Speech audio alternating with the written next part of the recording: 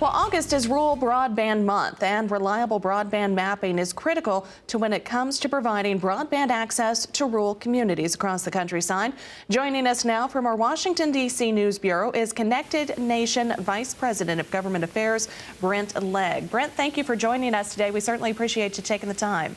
Good morning, Janet. Thanks for having me. So why is mapping accuracy so important to expanding our rural broadband coverage? Well, it's important for a number of reasons. The first being that the federal government spends a significant amount of money, both in terms of Universal Service Fund dollars, as well as federal broadband grants on expanding broadband access. But it's important to define where broadband coverage gaps exist. And the best way to do that is through accurate and granular broadband mapping. So what role has Connected Nation had with this in the past and, of course, under the current situation? Well, our organization is a 501c3 nonprofit. We've been mapping broadband really before anyone else in the country, going back to 2004 when we mapped broadband in Kentucky for the first time. We continue to do that in a number of states across the country. And now we're working on policy at the federal level to perhaps expand broadband mapping services across the country. And what would you describe the landscape in Washington, D.C. as right now regarding the idea of expanding broadband?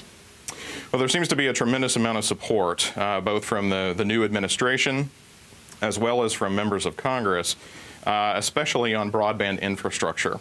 So there is a proposed infrastructure plan coming from the White House.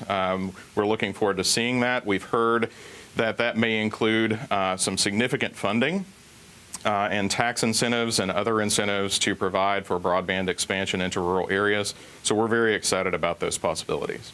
Brent, we know that the FCC is also supportive of broadband efforts as well also, but what is it going to take to move the ball forward? Where do we go from here? Well, one of the best things that the FCC can do right now is define broadband coverage more granularly at the local level. So we're working with the FCC and members of Congress to map broadband at a more granular level and define where those gaps exist so that federal dollars can be more appropriately spent. All right. Well, Brent, thank you very much for taking the time to talk to us today. Again, talking with Brent. He is part of our covering Rural Broadband Month here on RFD-TV. He's Brent Legg.